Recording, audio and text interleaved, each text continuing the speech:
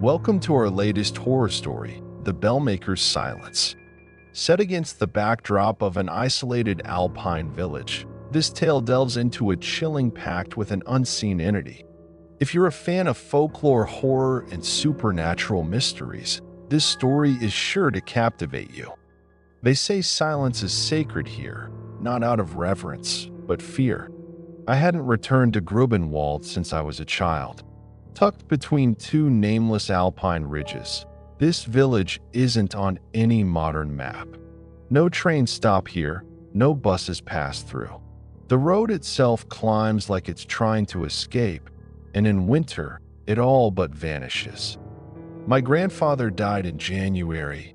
Cold took him, they said, but I think he chose it. He had been the village's bellmaker for 43 years.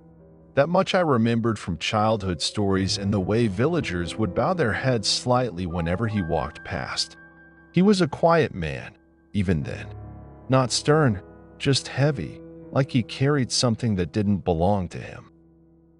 After the funeral, held with no music, no bell, and barely any words, the notary handed me a heavy iron key and an envelope marked with my name and my grandfather's precise, slanted script. Inside were two notes. The first was a single sentence: "Do not speak within the tower." The second, folded neatly beneath it, was even shorter: "The bell must ring once." I stayed in his cottage, perched at the edge of the village where the snow crept through the cracks in the window frames. The walls smelled like pine and iron. His tools were still laid out on the workbench as if he had just stepped out for tea. Every surface was immaculately clean, except for the hearth, where ash had been allowed to accumulate in a shape I couldn't identify. At night, the wind howled low, like a voice trying to form words it had long forgotten. I remembered that sound from my childhood nightmares. I had thought it was just wolves. But in Grubenwald, even the dogs don't bark after dark. The bell tower loomed at the village center like a sentinel. Not grand or beautiful, just tall and wrong. Its stone was darker than the surrounding buildings, and it seemed untouched by snow or time. No ivy grew on it. No birds perched near it. It watched. The key fit the front gate with a reluctant click. The hinges moaned when I pushed the door inward, and immediately the air inside wrapped around me like wet wool. It was silent, yes, but not peaceful. It was the silence of something waiting. I kept my mouth shut. Whether out of respect or instinct, I'm not sure. The tower interior was tight and narrow, built more for function than form. Rusted tools hung from hooks along the wall. A forge, long cold, sat like a blackened altar. The floor was stone, pitted and stained, and in the center, mounted on an iron stand, was an unfinished bell. Even in the dim light, I could tell it was beautiful, unpolished, but flawless. My grandfather had started this, and for some reason, never finished. In the far corner, a trapdoor lay flush with the floor, bound shut by a chain and 3 heavy locks. The iron was newer than the rest of the tower. So were the scratch marks gouged into the wood around it. I asked around the village tavern that night, or tried to. The locals were not unkind, just evasive. An old woman stirring her soup paused when I mentioned the bell tower. "You're his grandson, Ja?" She asked without looking at me. "Yes." "Then you have already heard the warnings." I nodded, but I don't understand them. She looked up, and I saw something in her eyes that reminded me of brittle glass. "It is better not to." By the 4th day, I began cataloging the contents of the tower. I told myself I'd restore it, for posterity, for history, for him. But if I'm honest, I was drawn to it. The quiet, the weight of the place. The bell had no inscription, no maker's mark, but etched into the base, barely visible, was a thin, repeating line of script in a language I didn't recognize. It wasn't Latin, German, or French. and it seemed to shimmer when my eyes weren't directly on it. I was filming some of the interior with my phone, describing the layout for a friend who worked at a university. Out of habit, I began humming. Nothing much, just a fragment of a lullaby my grandfather used to hum when I couldn't sleep. I stopped as soon as I realized what I was doing. The silence in the tower had changed. It wasn't louder, but denser, as if every stone was now listening. That night, as I lay in bed, a sound came through the window. A lullaby, the same one I had hummed, same tempo, same faltering rhythm. But it wasn't me, and it wasn't coming from inside the house. I turned out the lights and looked through the curtains. No movement, no footsteps in the snow, only the wind and the tune drifting up from the direction of the tower. The next morning, I found footprints leading from the tower to the edge of the woods and then back again. One set, deep, as if the walker was carrying something heavy. There were no drag marks, no sign of stumbling. Whoever or whatever had walked those steps had done so deliberately. Inside the tower, everything looked the same, except for the bell. It had shifted slightly, as if someone had lifted it, then set it back down imperfectly. I checked the footage on my phone from the day before. The audio was warped, just static and clicks, except for one frame halfway through a pan across the bell. Barely audible, but when looped, it formed words. Not yet. The next morning, I returned to the tower, not out of bravery, but compulsion. I told myself I wanted answers. But in truth, I felt like a string had been tied around my chest and looped around the topmost beam of that place. I wasn't being drawn in. I was being pulled down. I brought with me a thermos of coffee, a notepad, and a brass oil lantern I'd found in my grandfather's shed. Electricity didn't reach into the tower, or if it did, it chose not to work. As soon as I stepped inside, the air felt different, more crowded. It wasn't that I heard anything. It was that I didn't. The wind outside gone. My own breathing muffled. Even the scrape of my boots on stone felt subdued, like I'd stepped into a space sealed off from the world above. I lit the lantern. Its light flickered more than it should have, casting long, exaggerated shadows across the forge. On the far wall, above a cracked anvil, hung a row of old chisels and tuning forks. I reached up to take one, and that's when I saw it. A set of fresh fingerprints in the dust. 3 long, narrow smudges, not 5. Not human, trailing along the wall and ending at the trapdoor. I knelt by it. The locks were still secure, the chain unbroken, but there was a smell now, like old water left standing too long in a copper basin. Sharp, metallic. I leaned closer. Something tapped from the other side. Once, deliberate, like a single knuckle knocking on wood. I stood and backed away, slowly, respectfully. Didn't speak, didn't run. I stayed another 10 minutes, took some photos, wrote down every detail I could recall, and then I left, but not before bowing slightly toward the trapdoor. I don't know why. Back at the cottage, I pulled out the iron-bound journal I'd found in a drawer. My grandfather's logbook, I assumed. But it wasn't about bells. It was about him. The one below. The entries were sparse and coded, written in a mix of dialects. But some were clear. He hears through the forge. That is why we do not speak there. The bell sings once, never twice. That is the pact. Every 7th man, the gift must continue. I was number 6. I counted back through our family tree. My grandfather, his father, and so on. I was the 7th. I spent that night reading in the hearth room, fire roaring high. I didn't want to sleep.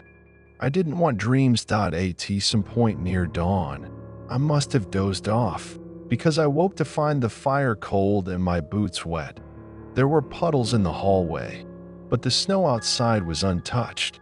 The next day, I went to the town archive, a cramped room in the old schoolhouse, where ledgers and birth records sat in unmarked boxes. I searched under Bellmaker and found a single folder, brittle and yellowed. It held a letter dated 1786, written by Father Durer, the village priest. We failed to contain the voice. It is not the sound that wounds, but the silence. He punished the smith by removing his tongue and his name. Let this record remain.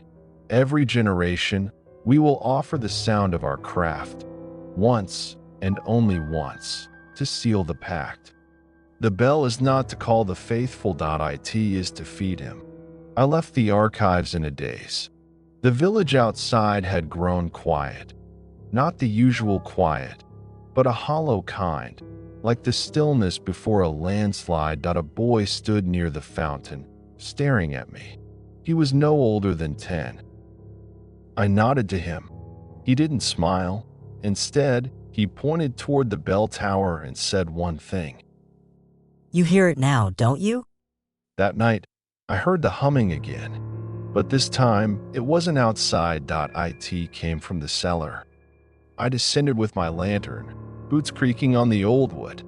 The cellar was empty except for the furnace, and inside the furnace, faint but rising, was the sound of metal being struck. Rhythmic, methodical. Someone or something was forging beneath my house. I opened the furnace grate. Cold air poured out. On the inner wall, newly etched, was a symbol I didn't recognize, a circle within a square, with a jagged line cutting through both. Beneath it, one word, scratched in English. Soon, I didn't sleep after that, didn't eat, didn't leave the house. By the third day, the villagers stopped looking at me altogether, except for the old woman from the tavern. She stood outside my door at dusk, left a bundle wrapped in black cloth. Inside was a note. He always chooses the one who listens. Alongside it, a pair of leather gloves, a shaping hammer, and a tuning fork. That night, I returned to the tower. I brought the gloves, the hammer, and myself, and for the first time, I descended. The trapdoor opened more easily than I expected. The chain slithered free as if releasing something, not resisting. Below, a narrow staircase, stone, worn, impossibly old, led down into darkness. The walls were damp. The air was thick with the smell of rust and rot. I counted the steps as I descended. There were 31, and on the 32nd, I stepped into a chamber that shouldn't have existed. It was circular, carved from solid rock. In the center stood an anvil. On it, a bell-shaped mold. Around the chamber, dozens, maybe hundreds, of old bells were stacked against the walls. Each one cracked, each one different, except for one thing. They all bore the same symbol. The jagged line within the circle and squared at the far end, barely visible, was a tunnel that seemed to go deeper. And from it, I heard breathing, wet, uneven, closed. I turned and fled. Back in the cottage, I collapsed by the hearth, lungs burning. The sound didn't follow, but it stayed with me, behind my eyes, beneath my skin. I dreamed of bells melting like wax. Of mouths opening without sound. Of a man with no face, forging something with hands made of shadow. When I woke, I knew the bell had to be finished. I didn't tell anyone I was going back. No one would have stopped me, but they would have watched, and that was worse. I left before dawn, under a sky the color of burnt paper, carrying only what I needed: the gloves, the hammer, the note, and the tuning fork, and no food, no phone, no reason to come back. The tower greeted me like a wound, open, festering, impossible to ignore. It had become a part of me. Or maybe I had always been part of it. Inside, the silence pressed against my ears like deep water. No wind, no birds, not even the ticking of the old brass clock on the forge wall, only that strange, weighted absence. I set the gloves on the table, slid the hammer beside them, and I listened. A low vibration moved through the floor, subtle as a heartbeat. It pulsed under my boots, through the legs of the table, into my spine. It was time. I pulled open the trapdoor and descended once more into the underground chamber. This time, I did not hesitate. I approached the mold in the center of the room and began inspecting it. The shape was wrong, too narrow at the top, almost like a funnel rather than a bell. But as I adjusted it, I noticed something etched inside the rim.it wasn't a signature. It was a phrase. Speak only once, and never again. The forge was already warm. Coals glowed, despite no one tending them. The tools were laid out. Waiting, there was no metal. But the air shimmered with heat and soundless pressure. When I picked up the shaping hammer, my hand fit the grip perfectly, like it had been made for me. I struck the mold. Once. The sound echoed not through the room, but through my chest, like a bell rung inside the ribs. The second strike came easier, the third smoother, and then I stopped counting. Time bled. The light never changed. Sweat dripped from my chin in slow, syrupy drops. I didn't feel hunger or thirst, only the pressure, the sound of my own heart sinking with the rhythm of the work. I wasn't alone in the room. I knew that now, but I never turned around. When the bell was finished, I didn't celebrate. I didn't cry. I knew what came next. I placed the bell on the stone altar, lifted the tuning fork, and struck it gently. The note it gave off was deep. Unnatural. It didn't hum. It spoke, and something answered. From the tunnel, the breathing grew louder, and then, finally, a sound. Not heavy ones, but ones that dripped. Each step like a drop of molten iron hitting cold stone. I couldn't run, not out of fear, out of reverence that he had come for the bell, that he had come for the silence. The figure that emerged was wrong. Its shape flickered like heat haze, tall, stooped, skinless, but not bleeding. Its face was smooth. No mouth, no eyes. Only a long slit where a jaw might have been. It stopped before me, tilted its head. Then, impossibly, it spoke, not with sound, but inside my skull. You have listened. You have given shape. Speak your word. I opened my mouth. The air turned thick, like honey laced with ash, and I whispered a name. My own once. Only once. The being twitched, recoiled, and then it smiled, or something like it, as if satisfied. With a sound like air collapsing into itself, it vanished. The bell remained, but the silence lifted.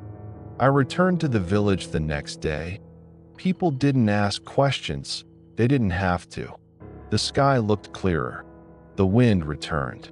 Children laughed again.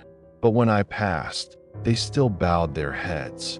Not in shame, in respect. At the tavern, the old woman handed me a coin. It was engraved with the same symbol, the jagged line. He knows you now, she said, but he won't need you again. Not for a while. I've since left the village, sold the cottage, burned the journal, but I kept the tuning fork. Sometimes, at night, I hold it to my chest and feel it hum, just slightly, not loud enough to hear, just loud enough to remember. Thank you for watching The Bellmaker's Silence. If this tale sent shivers down your spine, please like, share, and subscribe for more horror stories. We'd love to hear your thoughts. What would you do if faced with such a haunting tradition? Share your insights in the comments below.